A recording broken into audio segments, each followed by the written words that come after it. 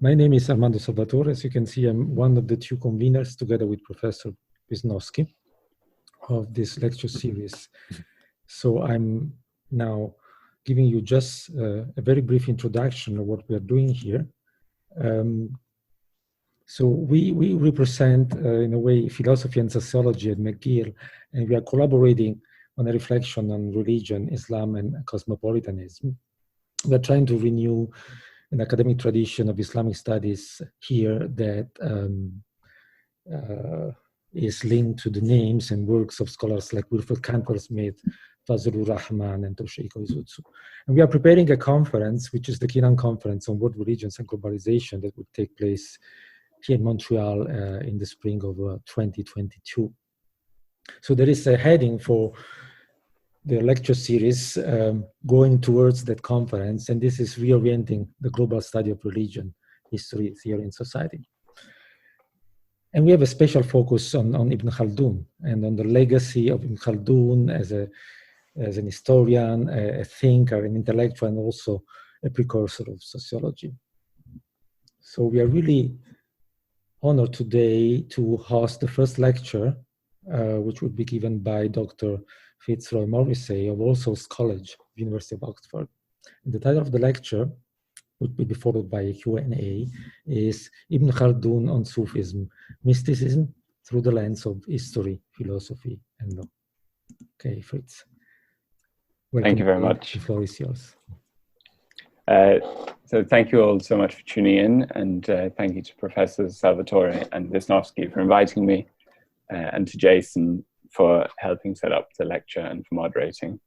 I hope we can get back into the meeting soon. It's really a pleasure to speak to you and an honor to be invited to speak, even if virtually, at one of the great institutions for the study of Islam. And the work of the scholars that Armando mentioned have always been a great source of inspiration for me. So I'm really humbled to be delivering this lecture today. So today I'm going to talk about the 14th century North African philosopher of history, Ibn Khaldun, one of the most acclaimed and interesting thinkers in the whole history of Islam, and it might also be said in the whole medieval period, full stop. Specifically, I'm going to look at Ibn Khaldun's views on Sufism, the so-called mystical dimension of Islam. This is a complex and much debated question, and one, so I hope to show that it is important to answer correctly if we are to understand Ibn Khaldun's thought.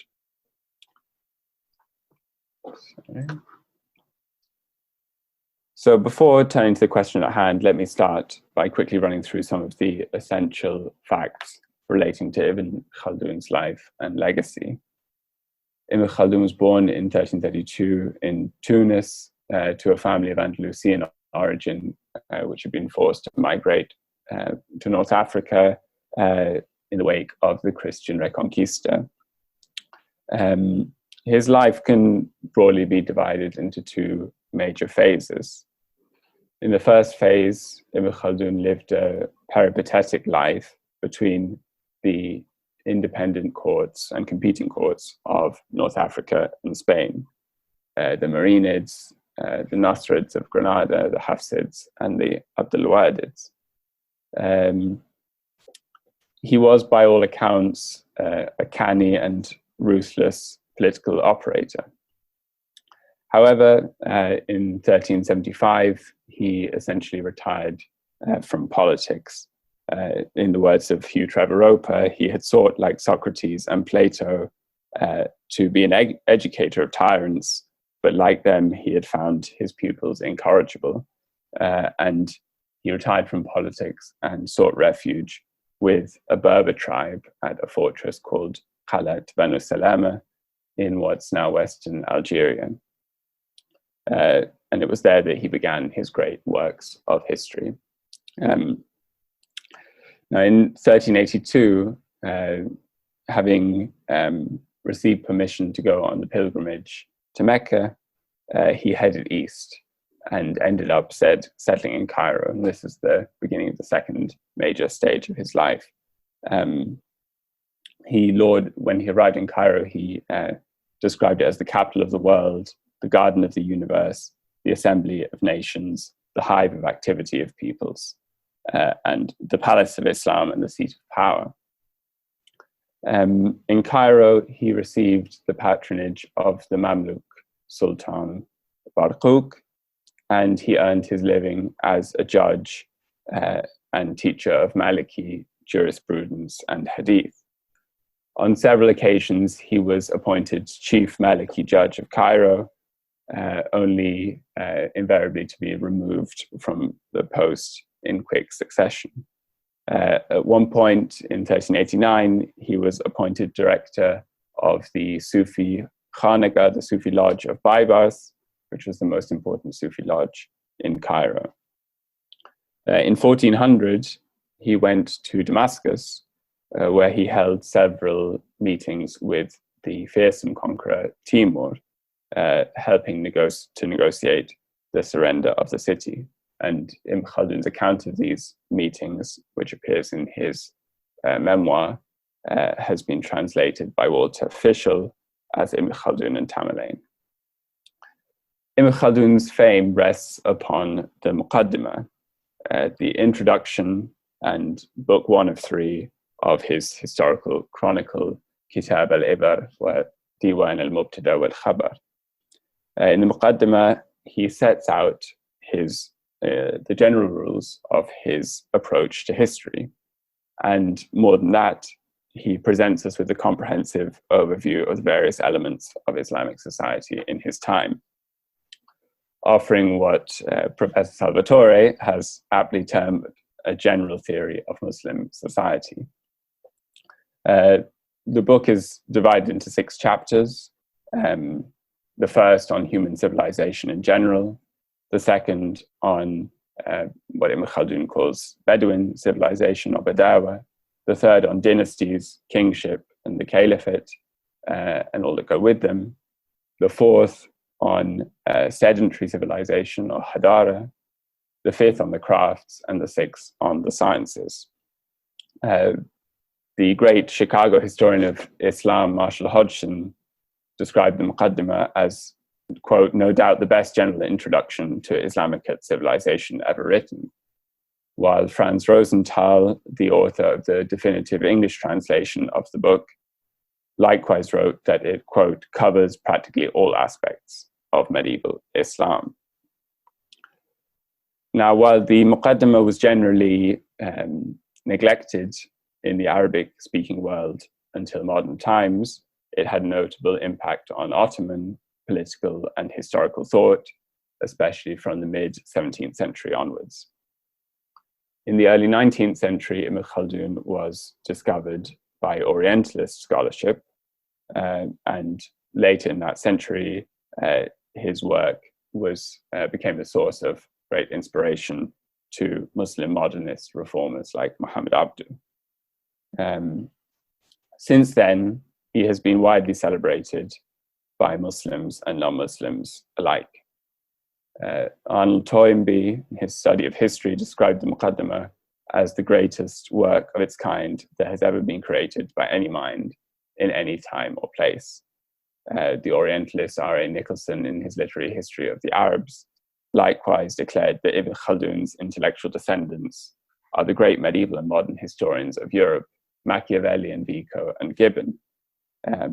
While for the late Tunisian historian of the Aghlabids and Muslim modernist thinker Muhammad Talbi, Ibn Khaldun was one of the most important pioneers of modernity. Ibn Khaldun has also been celebrated as a sociologist avant la lettre. Ernest Gellner wrote that he was, in a sense, more positivistic than Durkheim, while Said Farid al-Attas has said that his approach was a positive rather than normative one. He was concerned with the study of state and society as they are rather than as they should be. And these, one could find many similar statements across the literature. Ibn Khaldun's treatment of Sufism allows us to test some of these claims.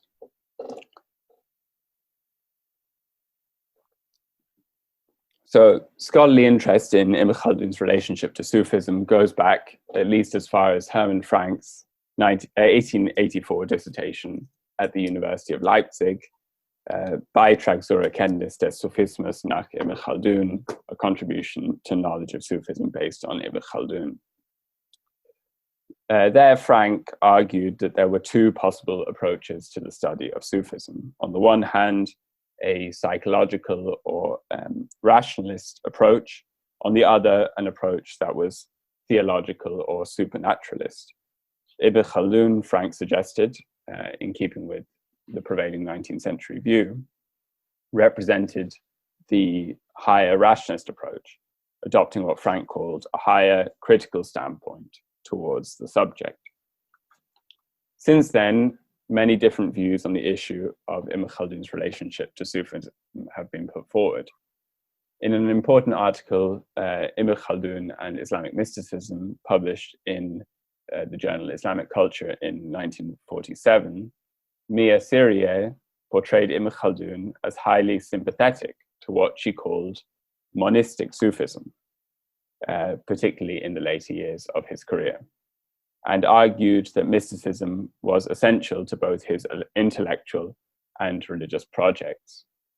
He believes, she writes, that the true road towards improvement of man is the path of the mystic, that the mystical experience can reveal and make certain what no metaphysics can prove, and that when they try to prove it, they lead astray.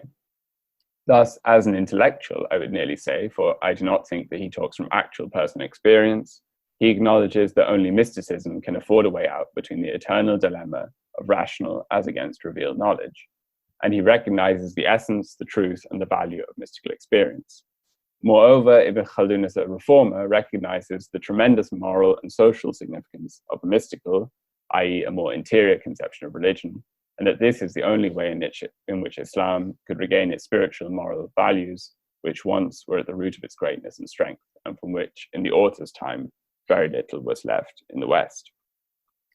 By contrast, in his 1973 book, El Pensamiento Religioso de Ibn Khaldun, a good yet neglected survey of Ibn Khaldun's thought in Spanish, Ignacio Saade argued that Ibn Khaldun was a critic of monistic Sufism, albeit a benign one.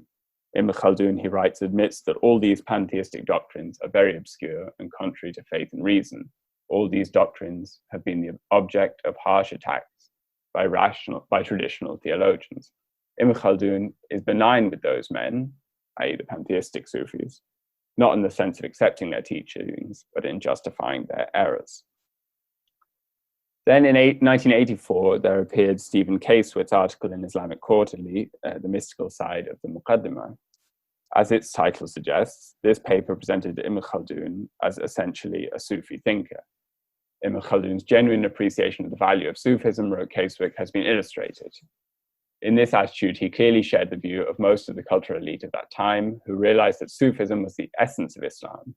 Ibn Khaldun, as a well-educated man of religion, must have accepted the validity of the mystic way as a matter of course.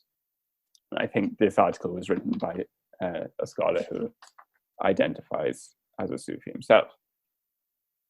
Eric Chaumont, similarly, in two articles published in 1989, La Voie du Soufisme selon Ibn Khaldun, and 1996, L'Ego-Histoire d'Ibn Khaldun, historien et Soufi, proposed that Ibn Khaldun was attracted to Sufism of the old or ancient kind, and that his reading of Sufism was his reading of history, was influenced by Sufism. In summary, Chaumont writes, one can see that the two categories selected by Ibn Khaldun, namely the exterior and interior aspects, the Zahir and the Batin, to describe history, and the originality of his conception of history, issue directly from Sufism. A similar interpretation was advocated by James Allen Fromhertz in his 2011 book, Ibn Khaldun, Life and Times. Ibn Khaldun, he writes, usually described the Sufis in a positive light. In fact, his description of the superior perception of the Sufis was rather similar to his description of how he came to view history and human society. By lifting the veil, rather as Ibn Khaldun had lifted the veil of ignorance that characterized past history, Sufis could see existence as one and could thus perceive what was otherwise impossible to perceive.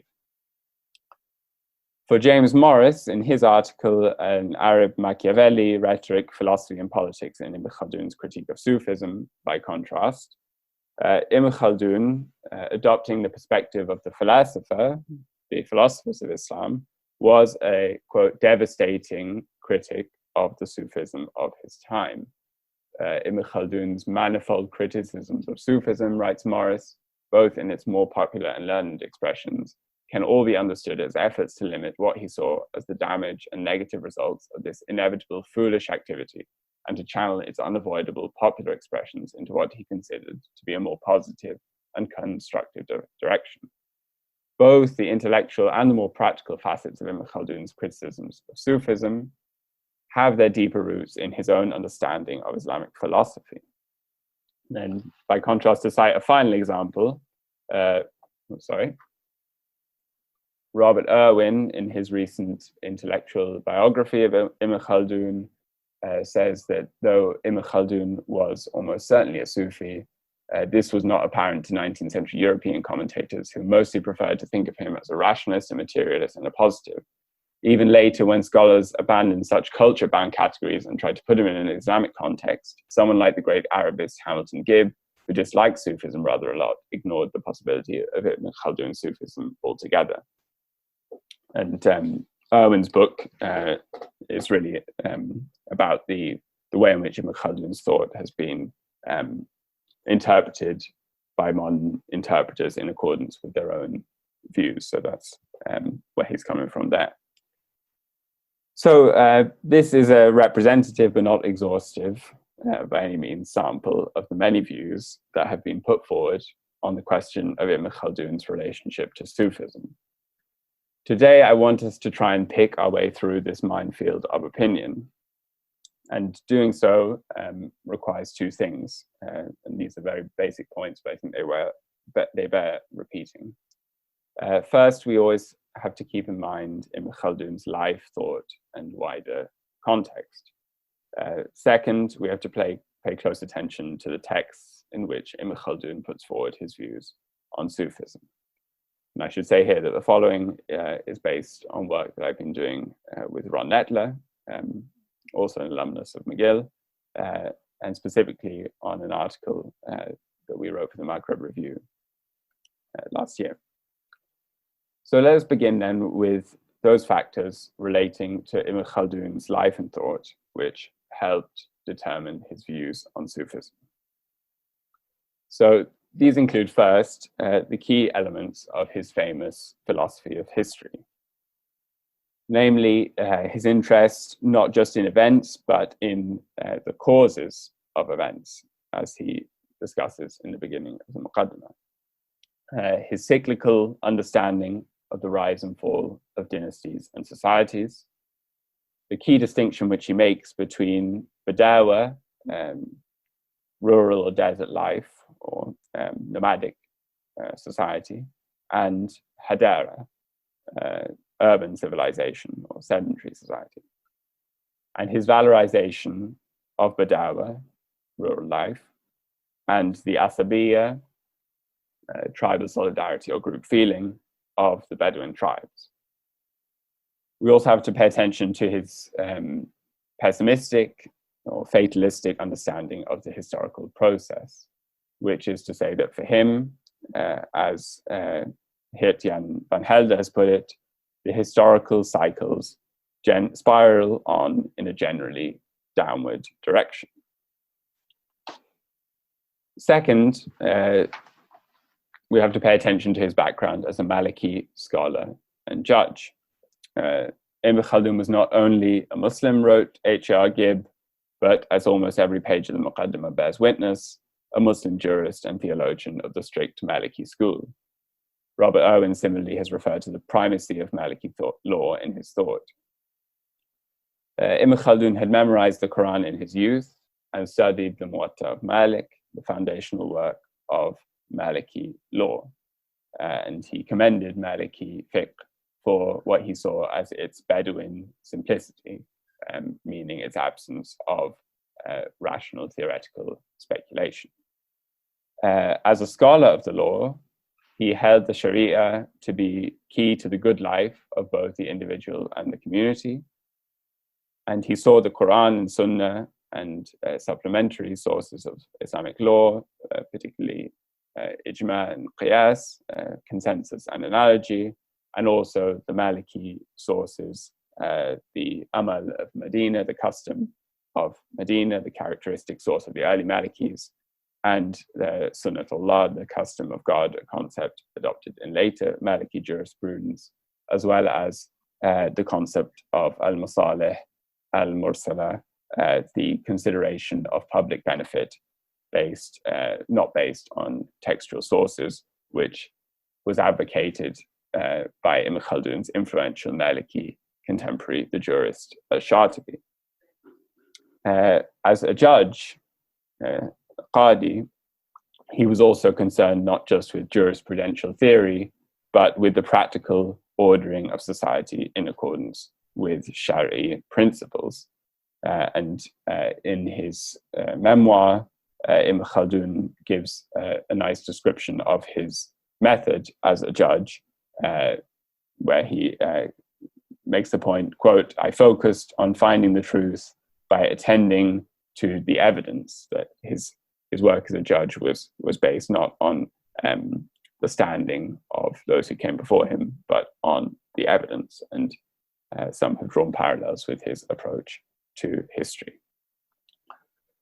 So third, there was his training in philosophy, falsafa, specifically the Andalusian Aristotelian tradition of Ibn Rushd and the Eastern Abyssinian tradition associated with figures such as Nasir-ad-Din Tusi. As a young man, Ibn Khaldun studied mathematics and logic, which he identified as the two fundamental sciences within philosophy, under Muhammad ibn Ibrahim al-Abili, whom he described as Sheikh al-Ulum al-Aqliya, the master of the rational sciences, and who was also, interestingly, a Sufi. Under al-Abili's tutelage, Ibn Khaldun wrote a summary of Fakhruddin al-Razi's Muhassal, the compendium of the views of the ancient and modern scholars, philosophers, and theologians, in which he also adopted the criticisms of Razi, the defense of Ibn Sina put forward by Nasir-ad-Din Tusi. He also apparently wrote epitomes of the works of Ibn Rushd and a summary of logic for the Nasrid Sultan of Granada, Muhammad V. And he seems to have read at least parts of the Shifa of Ibn Sina and the Isharat, wal Tanbihat as well as Ibn Sina. Now, this training in philosophy undoubtedly influenced his approach to history. The relation of philosophy to the study of history, in fact, is signaled on the very first page of the Muqaddimah.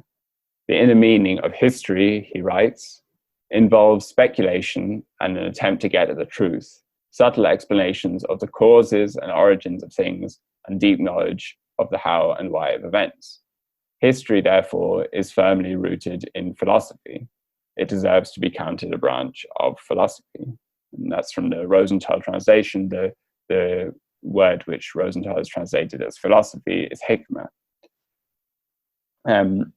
Aside from providing him with a method of analyzing history, Ibn Khaldun's training in philosophy gave him a keen sense of the importance of the intellect, which he held to be the thing that distinguished humans from other animals, of man's nature as a political animal, and of the role of both rational demonstration and empirical observation in uncovering the true nature of things.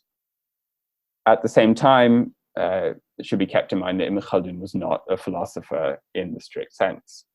He didn't write like a philosopher, and he was opposed to the metaphysical and speculative aspects of the Falsafa tradition, particularly those associated with Neoplatonism and the Neoplatonic theory of emanation.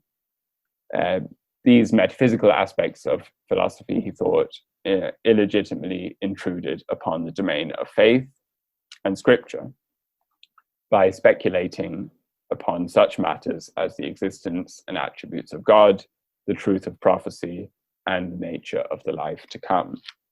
And it's this illegitimate theological strand of the Falsafa tradition that constitutes the subject of Ibn Khaldun's notorious nullification, ibtal of philosophy and its adherents in chapter 6 of the Muqaddimah. So that's Falsafa. Now his treatment of Falsafa comes in chapter 6, as I've just said. And this is also the context in which his treatment of Sufism in the Muqaddimah appears. Now in chapter 6, Ibn Khaldun treats two categories, and chapter 6, I should say, is devoted to the ulum, to the sciences. And in the chapter, Ibn Khaldun makes a distinction between two categories of sciences. First, the natural, tabi'i, or philosophical sciences, which he defines as, quote, those which man can understand by the nature of his intellect, bi tabi'at fikrihi, end quote, and which he says are available to all peoples in all nations. And the other category of sciences are the religious or transmitted positive sciences, al-ulum al-naqliya al-wad'iyya, which he says are based on the Quran and Sunnah, and obviously are confined to the Islamic Ummah. Among the latter, the religious sciences, he discusses first, the exegesis, tafsir, and variant readings of the Quran. Second, hadith. Third, jurisprudence. Fourth, the fara'id, legal obligations. Fifth, the sources of jurisprudence, usul al-fiqh. Sixth, kalam, revealed theology, scriptural theology. 7, Sufism, tasawwuf. And 8, dream interpretation. Now, according to Muhsin Mahdi, whose Ibn Khaldun's philosophy of history remains a very important work, Ibn Khaldun's overriding purpose in chapter 6 is, quote, to disentangle and expose the various mixtures of positive and philosophic sciences within each of the sciences. So essentially to separate out the two categories of sciences from one another. This is a goal which he may incidentally have inherited from Al-Abili.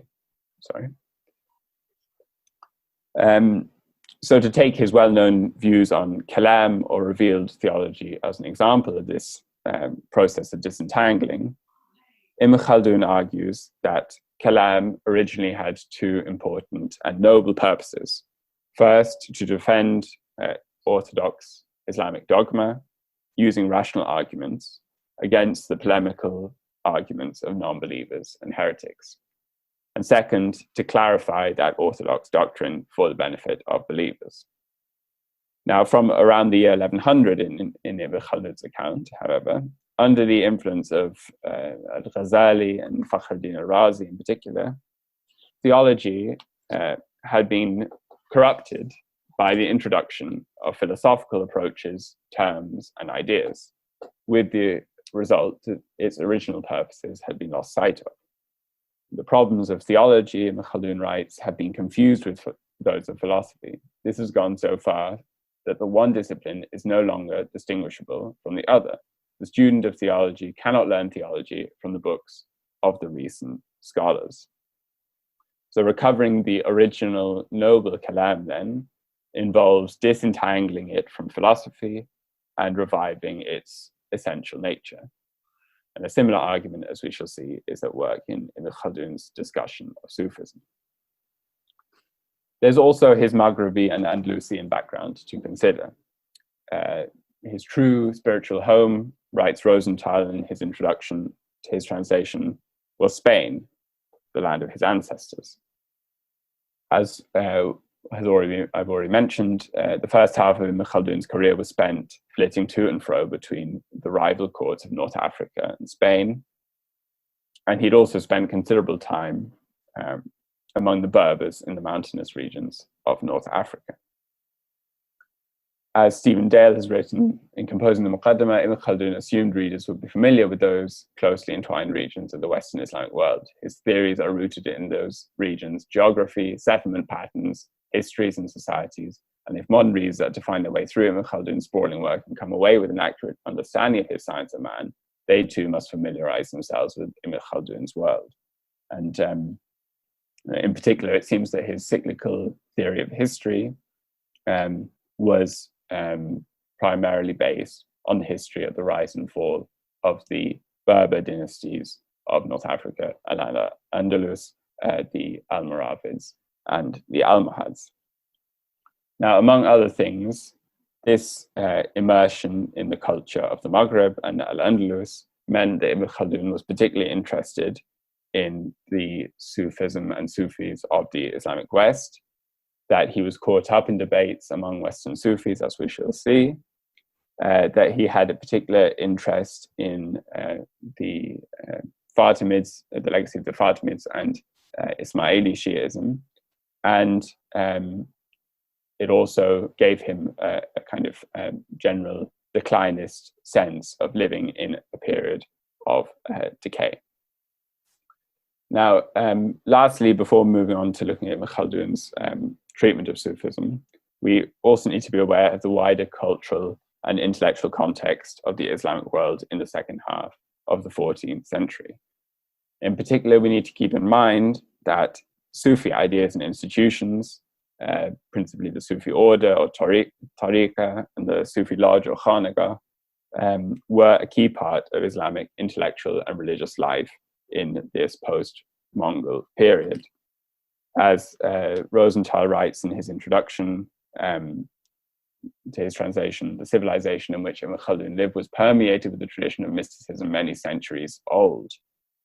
In an age where the Muslim world had been torn apart politically, Sufism, Wilfred Madelung writes, could break down the barriers between schools and sects and unite all Muslims under the banner of the great Sufi orders. It was, in the words of Marshall Hodgson, an institutionalized mass religion, an inescapable fact of life, which a thinker interested in Islamic civilization and history could hardly fail to ignore. This was as true in the Islamic West as in the central lands of Islam. The Marinid dynasty that dominated the Maghreb in Ibn Khaldun's time were patrons of Sufi shrines, such as the shrine of Abu Madyan, and lodges called zawiyas in the West.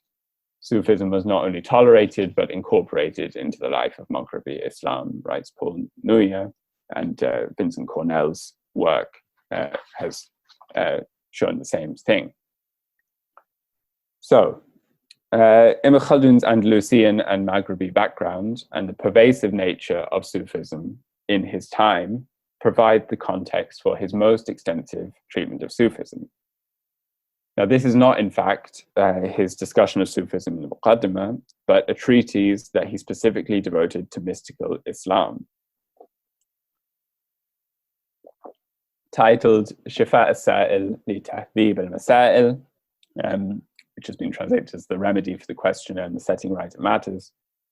It's been edited several times, which you see there on your screen, and has been translated into French by René Perez as La Voix et la Loi, and more recently into English by Yumna Ozer. Should be noted that despite its significance, earlier treatments of Ibn Khaldun's relationship to Sufism, such as Syria's, made no mention of this treatise. Ibn Khaldun seems to have written the Shifa in Fez during his second period in that city, sometime between, 1372 and 1374. It's the last work he wrote before he went into his period of seclusion at Khaled Ben Salama, where he wrote the Muqaddimah and a large part of the Kitab al-Ibar.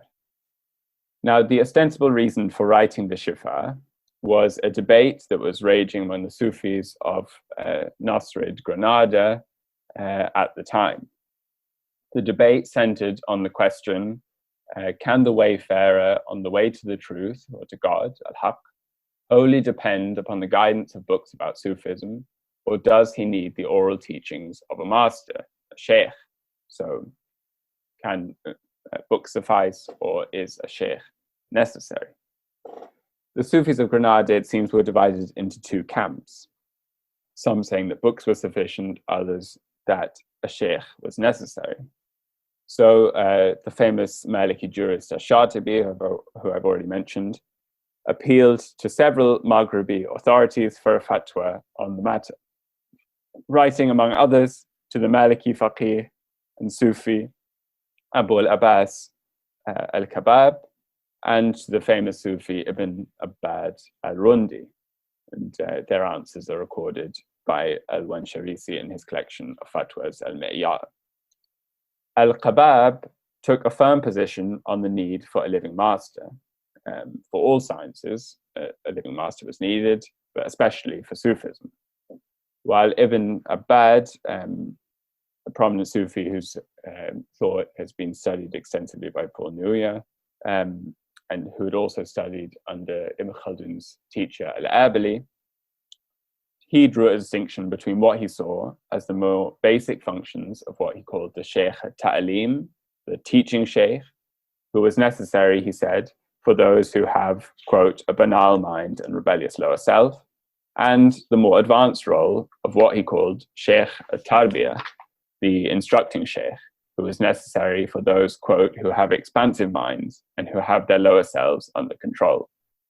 And incidentally, Alexander Knish has discussed in his recent book, Sufism, A New History of Islamic Mysticism, how this distinction would be taken up by the Orientalist Fitzroy in his analysis of the development of the role of the Sheikh in line with the institutional development of Sufism.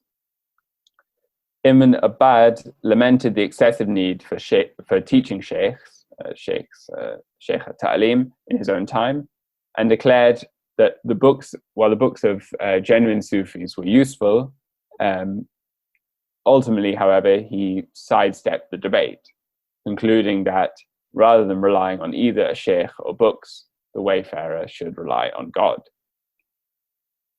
Now, while this Andalusian debate is, as Ibn Khaldun explains in the prologue to his treatise, his entry point into his discussion of Sufism, the Shifa is in fact a detailed discussion of the history, ideas, and technical vocabulary of Sufism. Ibn Khaldun's discussion revolves around his identification of three different types of spiritual struggle, mujahada, within Sufism. First, what he calls mujahadat at-taqwa, the struggle of piety, which he defines as the act of, quote, abiding by God's rules in both the outward and the inward.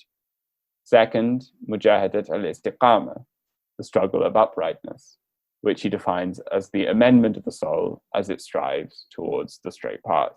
And third, the mujahadat al-kashf, the struggle of unveiling, which he described as the effort to extinguish all rational thought in the hope of entering the lordly presence, al-hadra al-rabbaniyya, and witnessing the divine lights in this life.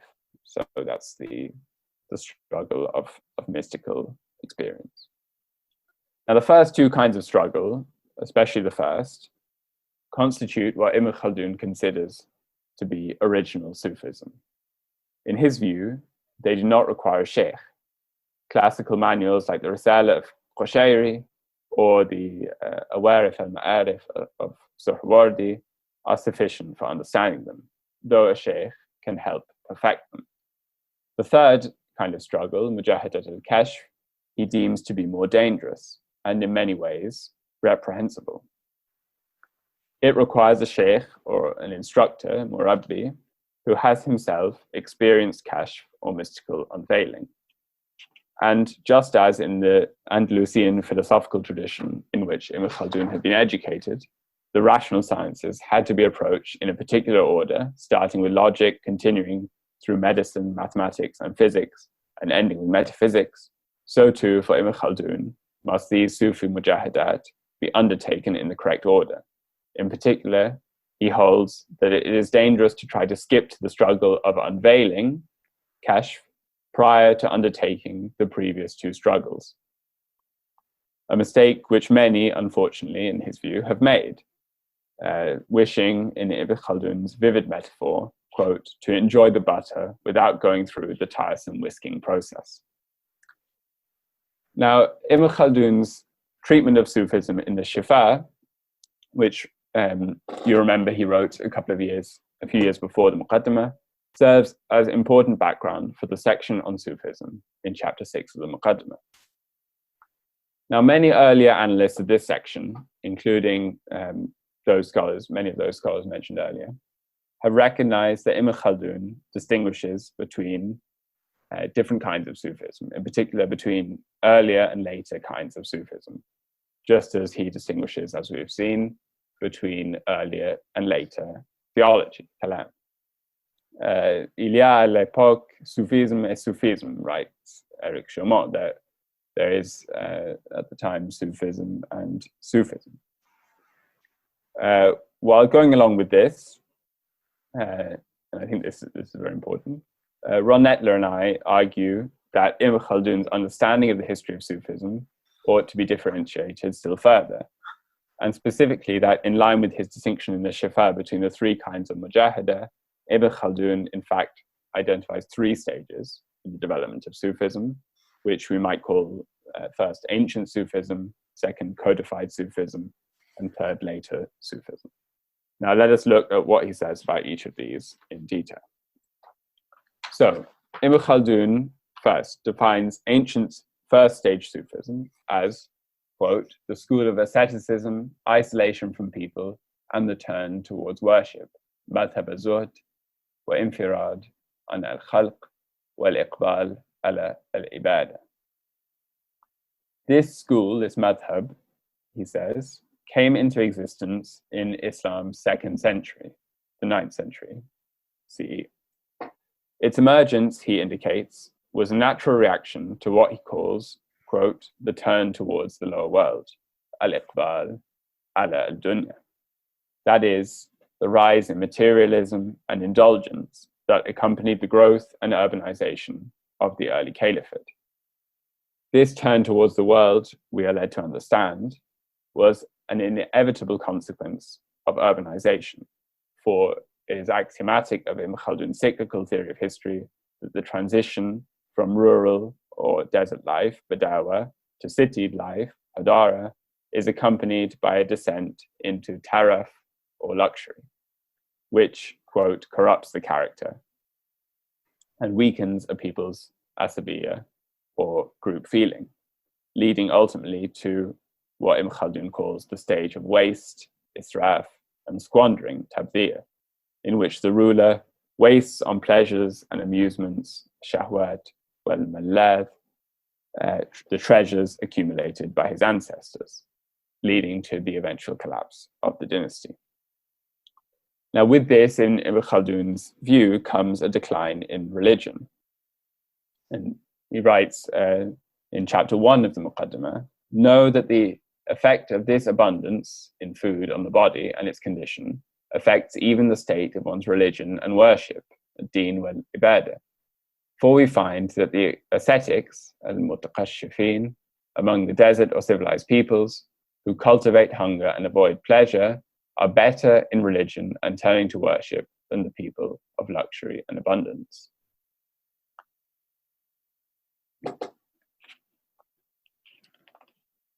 By this logic, the rise of ascetic Sufism, according to Ibn Khaldun, was an attempt by pious Muslims, repulsed by the increasingly Sybaritic environment of urban Iraq and Syria, to recreate the conditions of Badawa, of rural life, and so to reproduce the group feeling and piety of Muhammad and his companions and their successors, whose religion had been based, in Ibn Khaldun's words, on, quote, devotion to worship, al-ukuf al-ibadah, isolation from all but God, al-inqita' ila-Allah, turning away from the trappings and adornments of the lower world, the renunciation of the pleasures, possessions, and fame that the masses occupy themselves with, and isolating oneself from people, al-infirad and al-khalq, by secluding oneself in worship, al-khalwa lil-ibadah. And you'll note the close parallel between his description of Muhammad and his companions' piety and the piety of the early Sufis. For Ibn Khaldun, therefore, the rise of Sufism was a positive development, serving to delay the decline of the Ummah from its original golden age. And while the early Sufis' ascetic exercises led inevitably to them experiencing certain special mystical forms of perception, these mystical experiences, Ibn Khaldun tells us, were kept in check and controlled by the Sufis' adoption of values such as self-accountability, muhasabat al-nafs, piety, taqwa, and moral and legal uprightness, al-istiqama. And you'll note the parallel to the first two forms of mujahida in the Shifa. From the perspective of the sacred law, therefore, early Sufism was perfectly acceptable, being a praiseworthy attempt to recover the pietistic Islam of Muhammad and his companions, and a commendable response to nascent materialism in the Muslim community.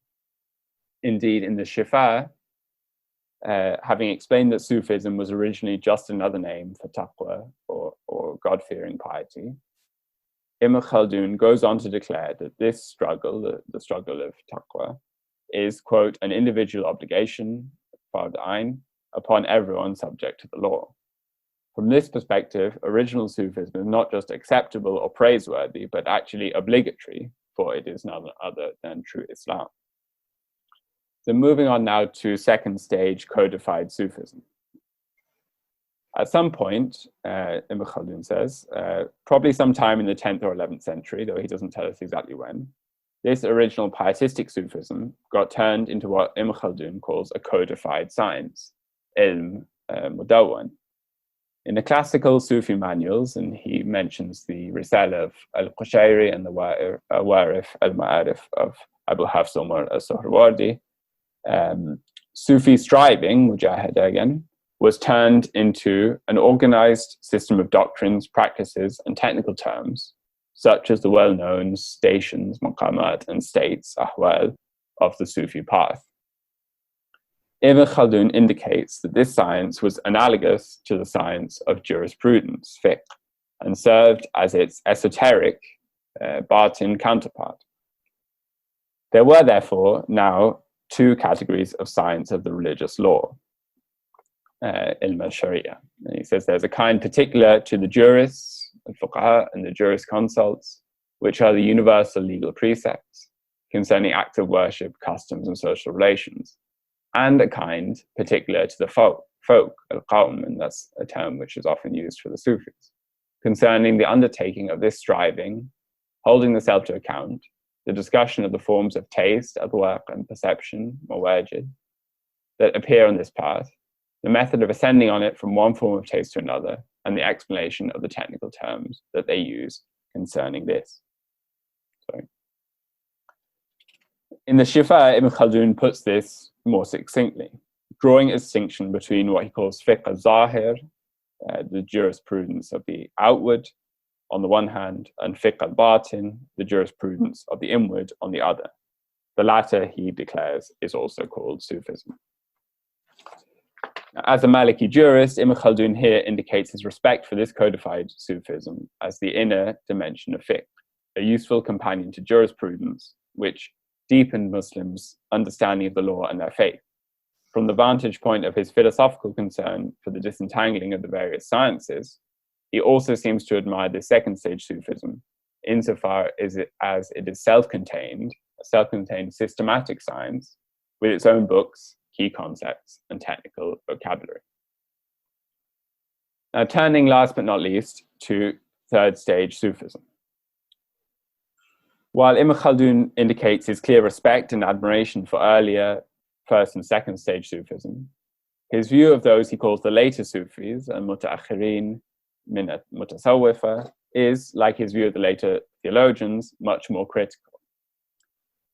There was precedent for this again in the Shifa. Chapter 3 of that work is titled on how the later Sufis, and mutaakhirun, took over the name Sufism, Tasawwuf, and our refutation of them in that regard.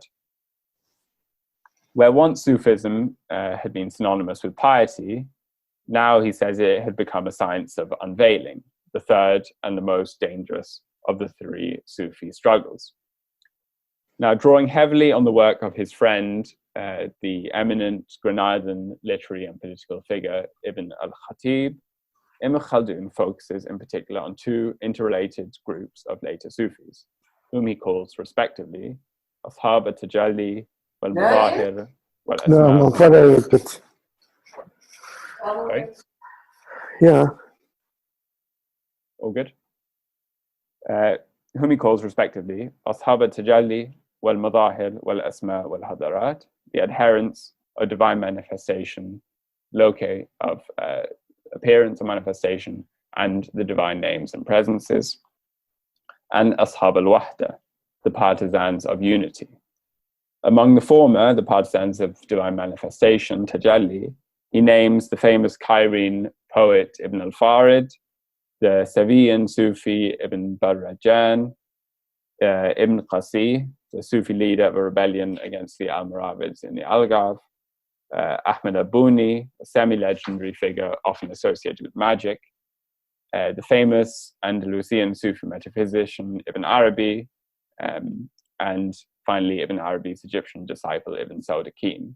And generally, I like to think of this first group as the group of Ibn Arabi and those connected to him, Tajalli being the key concept in Ibn Arabi's Sufi metaphysics.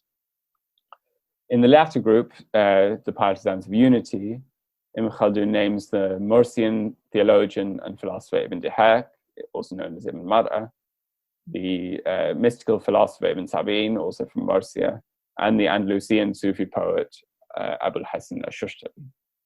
So it can be seen here that Ibn Khaldun's concern is particularly with Sufis of Andalusian and North African background, reflecting his own cultural context and his particular interest in Western Islamic society and intellectual culture. And as I've said, I like to think of these as groups of Ibn Arabi on the one hand and Ibn Sab'in on the other, though we should not lose sight of the fact that Ibn Khaldun mentions other Sufi figures here. Ibn Khaldun declares in the Shifa that both groups of later Sufis have distorted the true original meaning of Sufism through their dangerous insistence on constructing a theory or science out of their personal mystical experiences, their obsession with unverifiable metaphysical problems, their uncontrolled and misleading allegorical interpretation of scripture, the obscurity of their technical language and writing, and their indulgence in incomprehensible pseudosciences like the esoteric science of letters. More specifically, the former group, the partisans of manifestation, have erred in adopting what Ibn Khaldun describes as a strange and philosophical approach. Specifically, the false Neoplatonic doctrine of the emanation of existence from the necessary real, i.e. God, elaborating a complex hierarchy of existential levels and thus making the mistake of mixing Sufism with illegitimate metaphysical philosophy. The latter group, the partisans of unity, the Ibn Sab'in group, meanwhile, have adopted an opinion that is, quote, even stranger than the first groups, namely that, quote, the creator is the totality of what is visible and invisible, and the multiplicity of the phenomenal world a product of mere illusions, awham. Both doctrines, in Ibn Khaldun's view, are illegitimate from the perspective of both the law and reason. What they call Sufism, he writes, is not Sufism, nor is it the lawful goal. Now, Ibn Khaldun further develops these criticisms in the section on Sufism in the Muqaddimah. A group of Sufis and later thinkers, he writes, made the experiential forms of perception, al-madarik al-wijdaniyya, into something intellectual and theoretical, ilmiyya, nadariya. While, as we saw with his discussion of second stage Sufism, there is nothing wrong with the intellectualization of Sufism per se for Ibn Khaldun, the mistake of these later Sufis was to take their mystical experiences as the basis for metaphysical theorizing, which is properly the domain well, not so much theorizing, but metaphysics is properly the domain of law, of revelation. And worse still, to contaminate the science of Sufism with illegitimate and irrational metaphysical ideas taken from Neoplatonized Falsafa and Ismaili Shiism. Again, Ibn Khaldun has in mind here the two groups of Western Sufis discussed in the Shifa. As examples of erroneous pseudo-philosophical later Sufi doctrines, he mentions first what he refers to as hulul, the doctrine of God's indwelling within his creation, which he associates with the Ibn Arabi group. And second, what he calls al-wahda al-mutlaqa, absolute unity, the notion that God is identical to his creation, which he associates with the Ibn Sab'in group. Now, to further enable us to understand why Ibn Khaldun believed these later Sufis to be in error, let us look finally at his critique of another later Sufi doctrine, namely the theory of the qutb, or pole. Now, in Sufi metaphysics, the pole is the superhuman individual upon whom the continued existence of the world is said to depend. Often he is associated with the insan al-kamil, or perfect man. This doctrine, Ibn Khaldun informs us, is connected to both of the aforementioned erroneous theories, hulul and wahda, and was held by both groups of later Sufis. Their predecessors, he writes, had mixed with the later Ismailis from among the Shia, who also professed divine indwelling and the divinity of the Imams, a doctrine that was not known to their predecessors. So each of the two groups drank from the doctrine of the other, and their speech got mixed up and their beliefs became alike. And there appeared in the speech of the Sufis statements about the pole, by which they meant the head of the Gnostics, about whom they claimed that no one can equal him with respect to the station of his knowledge until God makes him die, and then makes another of the Gnostics the heir to his station. This idea has no basis in rational proof, hujja, qaliya, or in legal argument, dalil shari. Rather, it is a kind of speech that is identical to what the Shia say. We can see here that Ibn Khaldun criticizes the doctrine of the pole from the perspective of each aspect of his intellectual profile. As a Maliki jurist, he condemns the doctrine as being without basis in the sources of the law, dalil shari.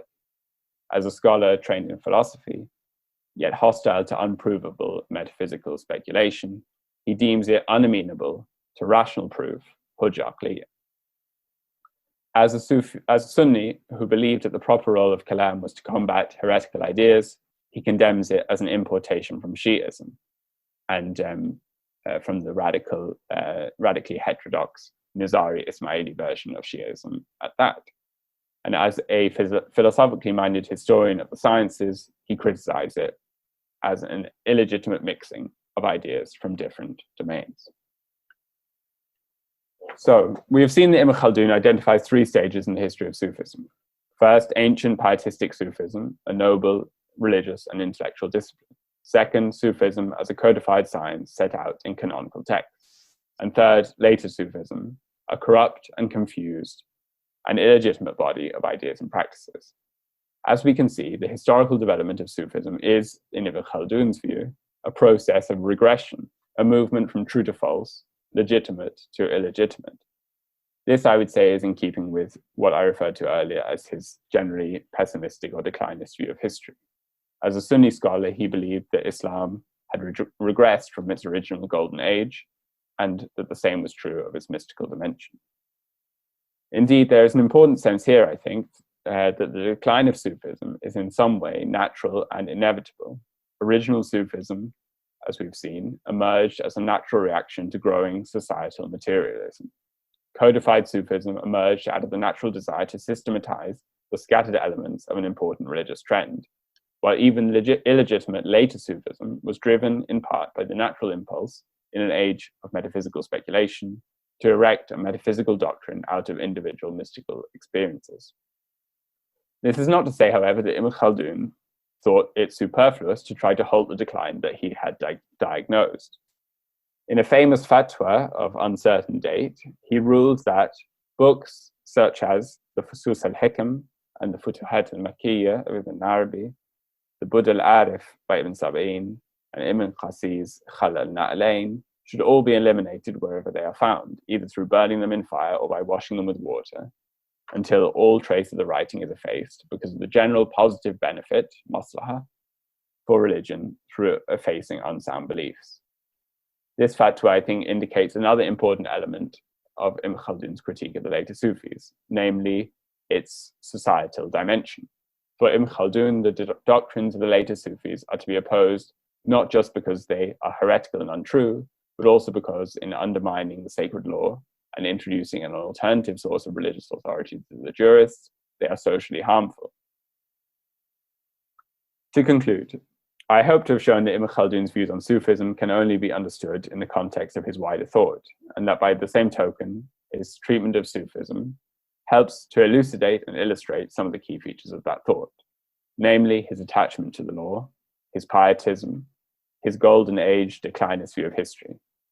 As we'd expect of a thinker of his stature, his treatment of Sufism is subtle and sophisticated, paying attention as it does to change over time and the reasons for those changes. In many ways, his account of the history of Sufism anticipates the modern scholarly division of Sufism into an earlier formative period, the classical period of the Sufi handbooks, and a later period of more theoretical reflection. While, as Alexander Knish has again pointed out, his condemnation of the later Sufis' transformation of Sufism into a system of Neoplatonic-inspired metaphysics has been reproduced in modern times by Louis Massignon. At the same time, his discussion of Sufism calls into question, I think, the often stated view of Ibn Khaldun as a dispassionate, objective historian.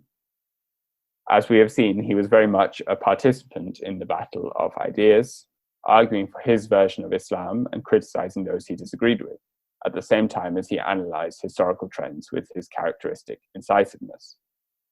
While Ibn Khaldun's thought may well be of universal interest and value, and certainly of relevance to the sociology and intellectual history of Islam, we also have to recognize him for what he was, namely a medieval Muslim thinker. Thank you very much.